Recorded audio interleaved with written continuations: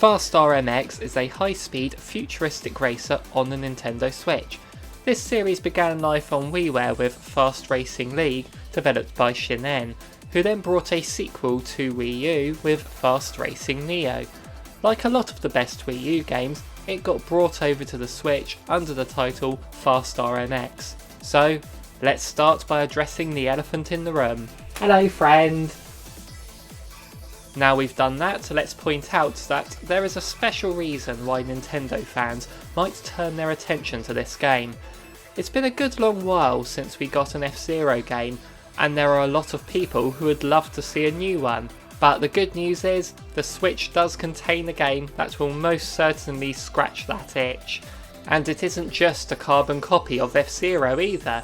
So, what is Fast RMX?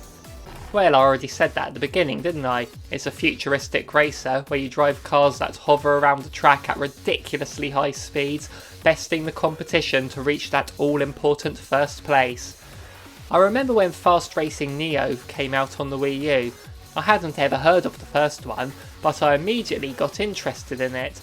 But I did find myself unable to watch trailers or people's reviews simply because it was so fast that seeing all the quick editing between different shots hurt my eyes. Because of that, the majority of the footage I'm showing in this review is using the slower of the 3 speed settings, but even on this setting, it's no slouch. As you would expect from any racing game, you just hold the A button to accelerate and B is your brake. But I can honestly say that I've only used the brake once in this game, and that was just to test what the B button did.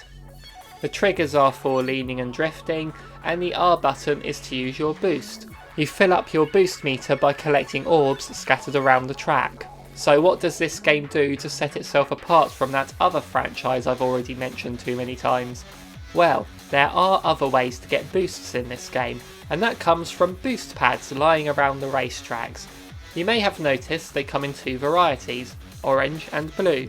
Your vehicle has flames coming out of the back in one of those colours.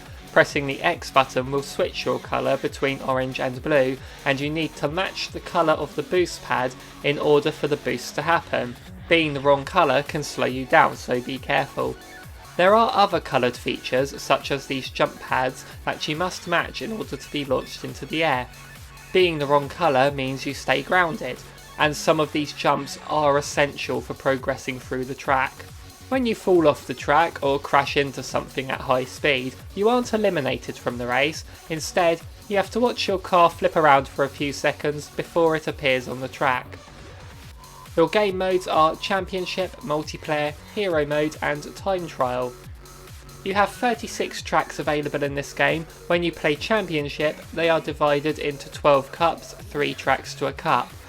I am used to seeing racing games split their cups into 4 tracks, but given how difficult this game can get and the number of tracks I found myself retrying, I am glad it's only 3 tracks to a cup.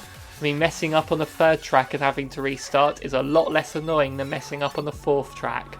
Championship plays as a standard Grand Prix, earning points based on your position for each race. All you need to do is finish the cup in the top 3 and you unlock new cups, vehicles or speed settings. The bulk of your time in single player will come with trying to win these Grand Prix. Like I said, it can get very difficult in later tracks. A lot of it comes from learning the layouts of the tracks first, and then keep practicing until you succeed. Then you can start all over again at the higher speeds once you unlock them. Higher speeds means a higher difficulty, but it's all good manic fun. To give you an idea of how the speed settings differ, here's the first track in Time Trial on the 3 settings, the slowest being subsonic, the middle one being supersonic, and the fastest being hypersonic. 3,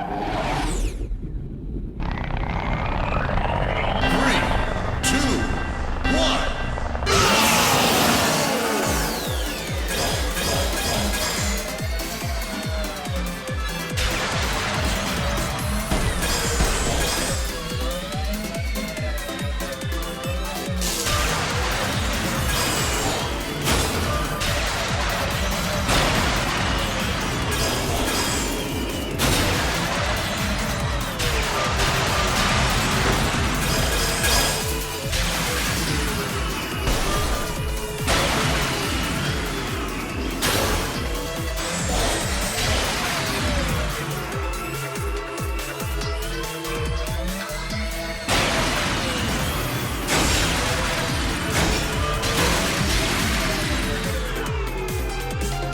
The tracks themselves are mostly very well designed, but there is the odd beginner's trap. For example, here's a jump where you need to move left, but there's no indication beforehand, and if you don't already know, you're likely to fall off or go the wrong way. And in this track, Hangar Games, there are a few orange jump pads that you need to hit to progress, otherwise you'll likely crash and burn. The problem there is, because the light shining in is so bright, you can't really see the jump pad clearly, so it is easy to miss it or be the wrong colour for it. These obviously aren't an issue when you know the tracks, but if you're new to them, then be warned. On the bright side though, the majority of tracks are fantastic. They are varied in design with plenty of locations, and for the most part you can see far enough ahead of you to see in plenty of time where the turns are, and the orange and blue pads are easily enough to distinguish, giving you time to change your colour accordingly. Graphically the game looks fantastic, as you can probably see. The sense of speed is captured extremely well as you boost your way through the stages, and it is incredible to see the sheer amount of details put in these tracks, even though you'll miss most of them by blinking.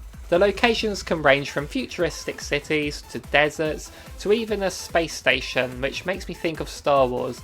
It even has a few sections when you feel like you're flying through space. They really did well with the water effects too. I mean, just look at the stormy weather on this track. The vehicles themselves all look very nice with some fun designs. Look at this one, it's called Falcon and it's blue. They have varying stats in acceleration, top speed, boost and weight, and with 15 to choose from once you've unlocked them all, you're bound to find one that suits you best. I ended up favouring the Kamagori, which is appropriate as it has pandas on it. And as you all know, I do like pandas, don't I, Tom Panda? Yes. Now go away. Go on, get out of it! Now! The soundtrack has a techno feel to it, which is very fitting with the overall style of the game, but my favourite part in the sound department is the narrator, who carries the same enthusiasm you'd hear in F-Zero. Just the way he shouts "Go" at the start of each race gets you pumped for action. 3, 2, 1. There is multiplayer in the game, as you'd expect. You can play 4-player local or 8-player online. Let's start by looking at the online. Yeah, that's as far as I could get. Guess no one is playing it online these days. Well, it is over 3 years old, I suppose. Playing the game local multiplayer is a lot of fun. You can choose between cup races and single tracks and adjust the lap numbers between 1 and 5 and turn the computers on or off if you so wish. The hero mode lets you play a single track pretty much under F-Zero rules, where your boost meter is also your health meter, so boosting drains your health and one crash and it's all over. Overall, Fast RMX is an incredibly fun, difficult, extremely fast futuristic racer with plenty to do in it. Costing £19.99 normally, but I do see it turn up in the sales from time to time. With 36 tracks split across 12 cups, 3 speed settings to beat them on and a few extra modes, including time trial, there is plenty to see and do, and it is definitely worth full price, even if playing online with randoms has dried up. The local multiplayer is an absolute joy though. Just make sure when playing with new people you don't jump straight to hypersonic, it will most likely put them off.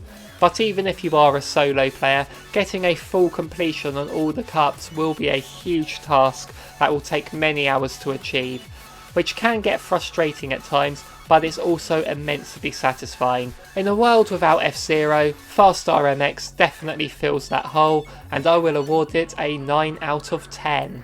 Thank you so much for watching this review. Have you played this game? What do you think of it? Are there any other futuristic fast racers out there on the eShop I should know about? Let me know in the comments down below, and while you're down there, hit that like button and make sure you subscribe to join the party and keep up with us in future videos. Thank you all for watching, see you in the next one.